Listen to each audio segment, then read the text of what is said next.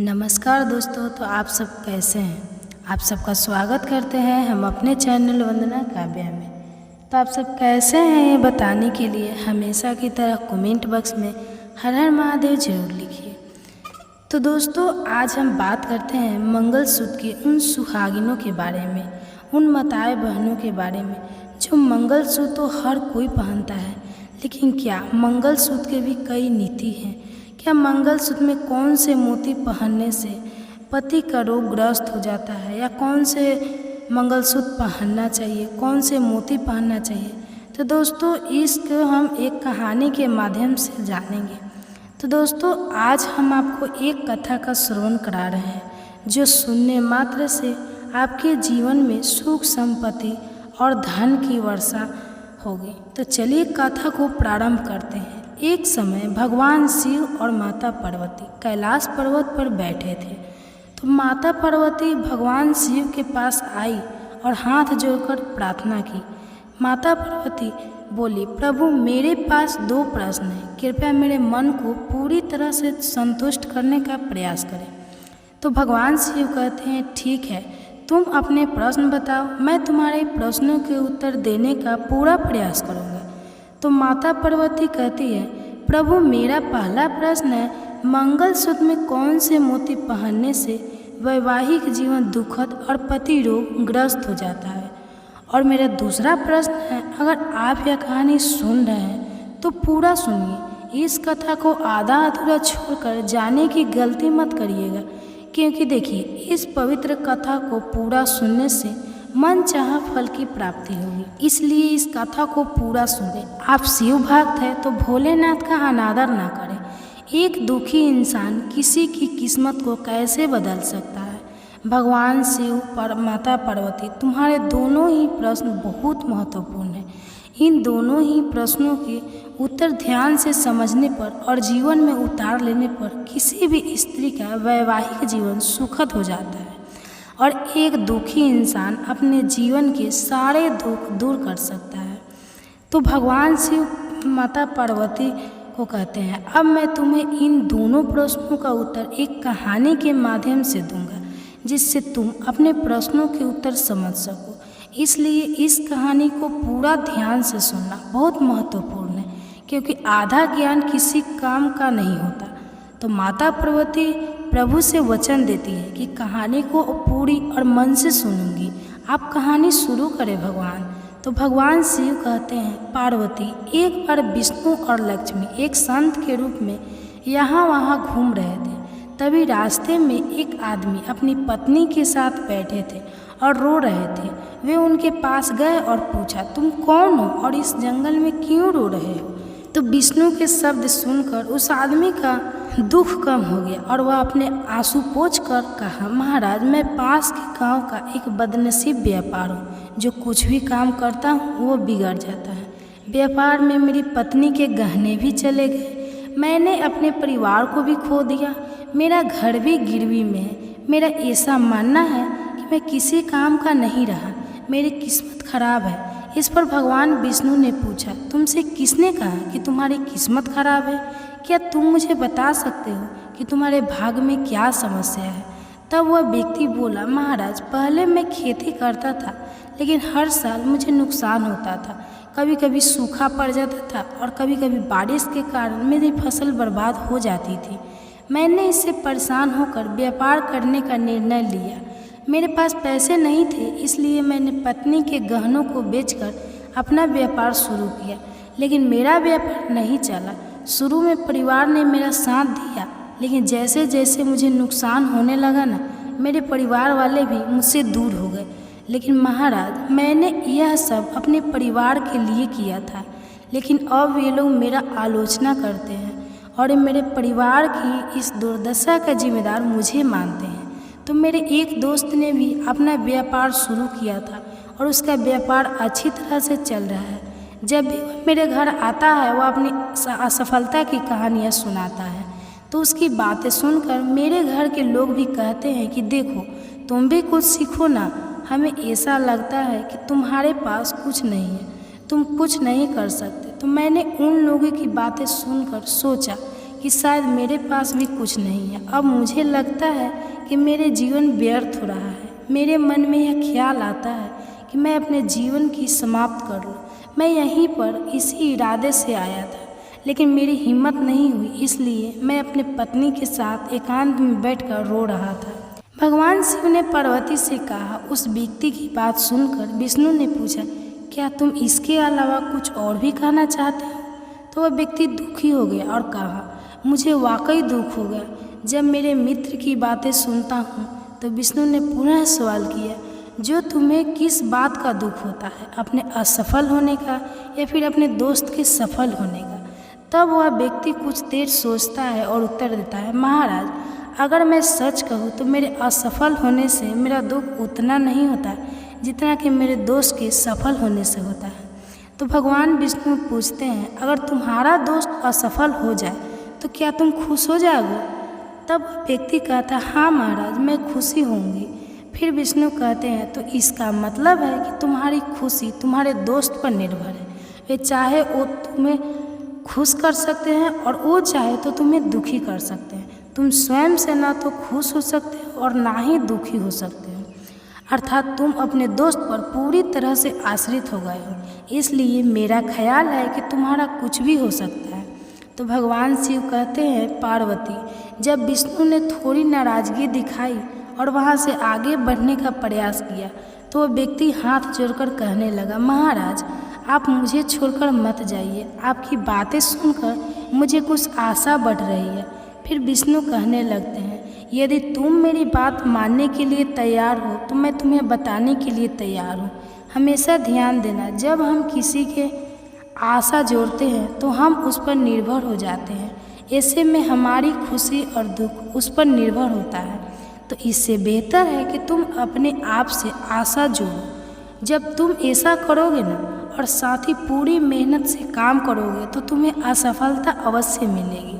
तो भगवान शिव कहते हैं, पार्वती, इस प्रकार विष्णु ने अपनी बात आगे बढ़ाई और कहा कि तुम्हें लगता है कि तुम्हारा मित्र तुम्हें दुखी करने का प्रयास करता है, पर अगर तुम उसकी बातों पर विचार करो तो बातें सही कहता है। मेरी नज़र में तुम्हारे मित्र की बातें बिल्कुल भी खराब नहीं है। वह अपने संघर्ष और अनुभव की बातें कर रहा है।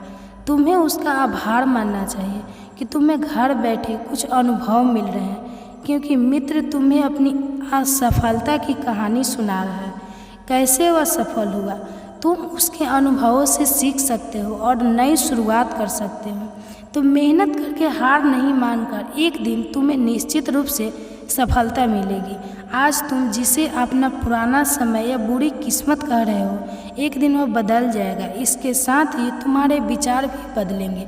और देखो, जब तुम्हारा अच्छा समय आएगा ना, तो तुम्हारे दोस्त तुम्हें अपनी सफलता की कहानी नहीं सुनाएंगे।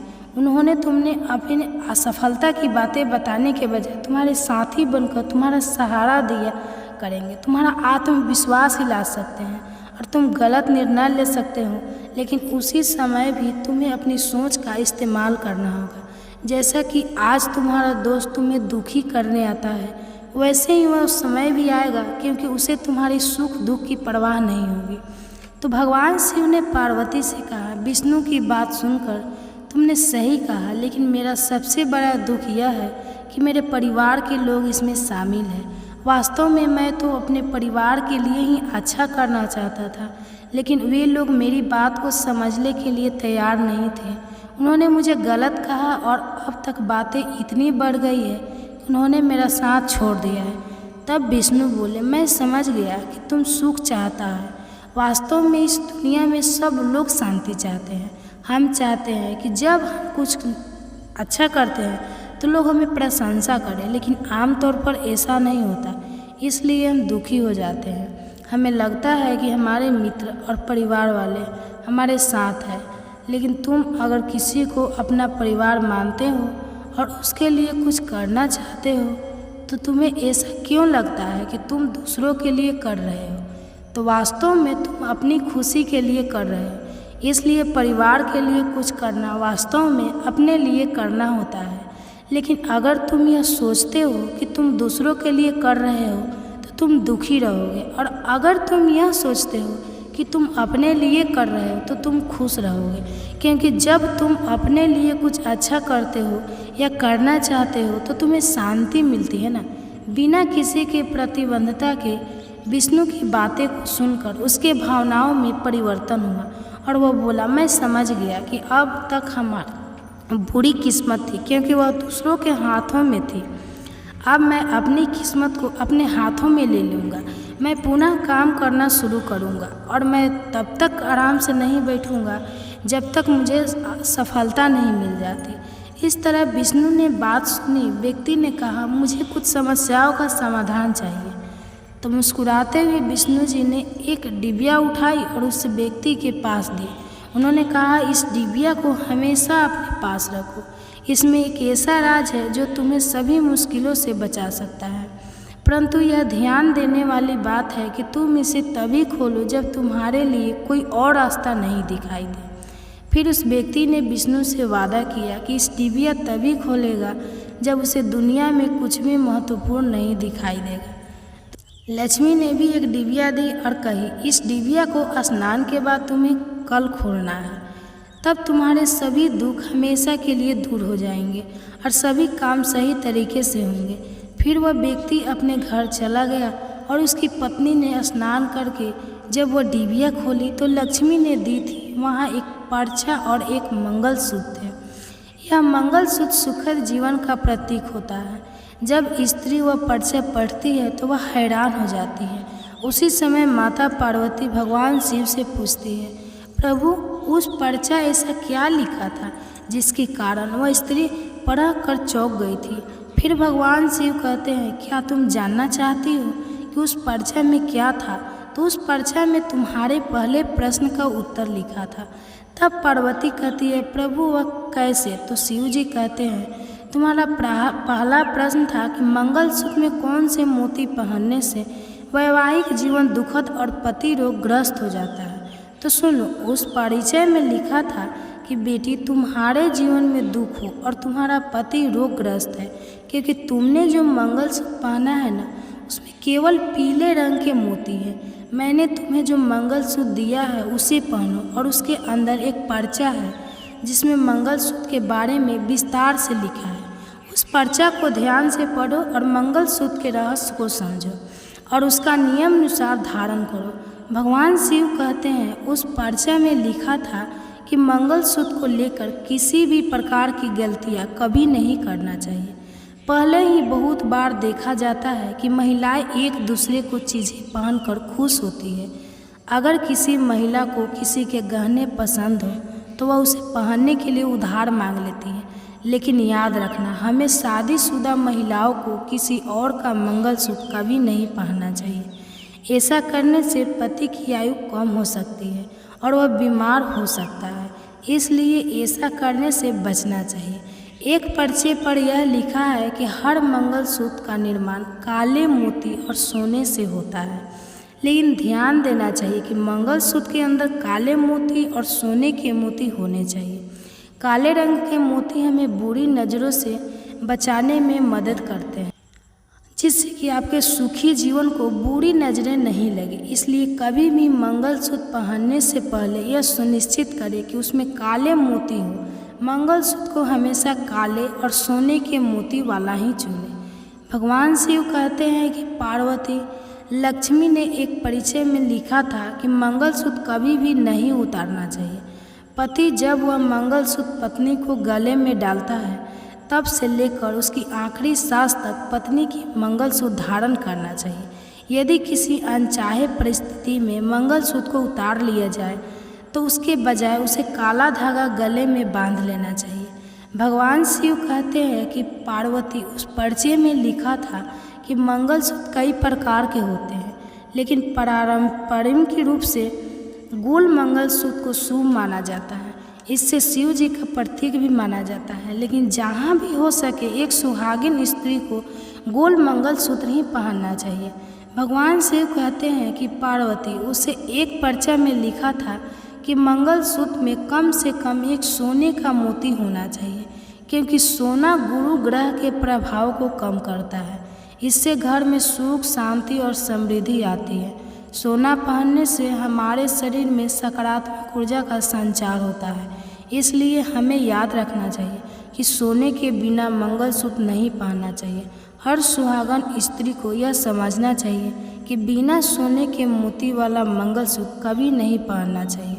भगवान शिव ने पार्वती से कहा कि एक बार मंगलसूत्र गले से टूट गया तो उसे अपशगुन माना जाता है। ऐसा मंगलसूत्र पहनने से पति के स्वास्थ्य पर बुरा प्रभाव पड़ सकता है और रिश्तों में दरार हो सकती है। इसलिए कभी भी कमज़ोर मंगलसूत्र धारण नहीं करना चाहिए।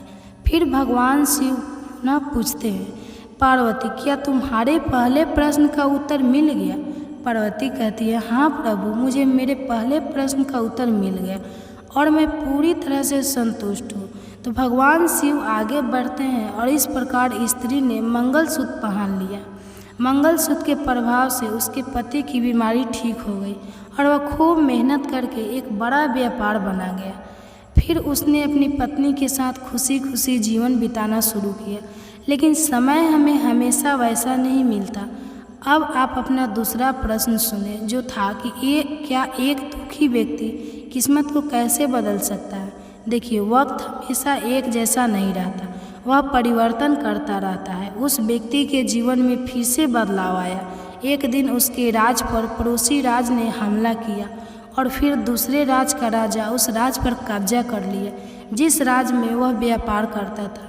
वहाँ सैनिकों ने चारों ओर लूट मार की। उन्होंने उस व्यापारी की सारी धन पर नज़र डाली, उसके घर में आग लगा दी। अपने परिवार के साथ बचाव के लिए वह फिर से अपने जीवन की यात्रा पर निकल पड़ा। वहाँ व्यक्ति अपने परिवार के साथ कई दिनों तक इधर उधर भटकता रहा। वह आवश्यकताओं को पूरा करने के लिए दान की गुहार लगाने लगा। इसके बच्चे को बीमारी ने ग्रसित कर लिया। इलाज के अभाव में वह दुखी हो गया। इस समस्या को देखकर उस व्यक्ति का हृदय अत्यंत दुखित हो गया। अब उसे अपने बच्चों का उपचार कैसे करवाए, इसके लिए उसके पास खाने के लिए भी पैसे नहीं थे। इस स्थिति में एक बार फिर वह व्यक्ति को निराश ने आकर्षित किया। उसे यह लगने लगा कि उसका जीवन बिना मायने है, सारी दुनिया व्यर्थ है, कुछ भी करने का कोई अर्थ नहीं है। चाहे आप जीवन में कुछ भी कर ले, कितनी भी सफलता प्राप्त कर ले, फिर भी जीवन का सफ़र समाप्त हो जाता है। जीवन का अर्थ क्या है, इसके बजाय मैं आपके जीवन को पूरी तरह से समाप्त कर दूँ। यह विचार उसके मन में आया। भगवान शिव ने कहा कि उस व्यक्ति ने अपने परिवार के साथ आत्महत्या करने का निर्णय लिया था, लेकिन विष्णु द्वारा दिए गए डिबिया का संदेश उसकी याद आ गया। विष्णु ने कहा था कि जब आपको दुनिया में कुछ भी अर्थपूर्ण नहीं दिखाई देगा तो उस समय आपको उस डिबिया को खोलकर उस पर्चे को पढ़ना होगा, जिससे आपका सभी दुख दूर हो जाएगा। फिर जब उस व्यक्ति ने 2 डिबिया देखी तो उसे बीते हुए वह पल याद आ गए और उसने उसे उत्सुकता के साथ खोल दिया। इस डिबिया में कुछ लिखा था जो वह पराज करार उस व्यक्ति के चेहरे पर मुस्कान लाए। उसने पूछा, प्रभु इसमें क्या था? भगवान ने कहा, इसमें दूसरा सवाल छिपा था। दूसरा सवाल था, एक दुखी इंसान किस्मत को कैसे बदल सकता है? और उसमें लिखा था, यह समय भी बीत जाएगा। माता पार्वती ने पूछा, प्रभु मुझे समझ में नहीं आया। भगवान शिव ने समझाया, इंसान के जीवन में दिन रोज बदलते रहते हैं। जब बुरे दिन आते हैं तो अच्छे दिन भी आएंगे और जब अच्छे दिन आते हैं तो बीत जाएंगे। इसलिए हमें हमेशा आशा रखनी चाहिए, क्योंकि बुरे दिन भी कभी न कभी बीत जाते हैं। व्यक्ति को हिम्मत से काम करना चाहिए और समर्पित रूप से मेहनत करना चाहिए। वह जान लेता है कि भगवान शिव अंत में पार्वती से कहते हैं कि इंसान जो काम ईमानदारी, विश्वास और लगन से करता है उसे निश्चित रूप से सफलता मिलती है। उसी तरीके से जब उस व्यक्ति ने ध्यान से वह पर्चा पढ़ा और समझ गया कि मेरे बुरे दिन एक बार अच्छे हो गए और आज फिर से बुरे दिन आ गए, तो वह यह जान गया कि मेरे बुरे दिन भी एक दिन बदलेंगे, समय एक सा नहीं रहेगा। और वह इस विश्वास के साथ दोबारा से मेहनत करने लगा। फिर उसने एक दिन पहले से भी बड़ा व्यापारी बना और अपना परिवार के साथ खुशी खुशी जीने लगा। इस वीडियो को बोलते समय कोई त्रुटि हो तो मैं क्षमा चाहती हूँ। उम्मीद है आप सभी को यह वीडियो अच्छी लगी होगी। अगर आप शिव के सच्चे भक्त हैं तो चैनल को सब्सक्राइब और वीडियो को लाइक करके कमेंट में हर हर महादेव जरूर लिखिए। तो वीडियो को अंत तक बने रहने के लिए धन्यवाद।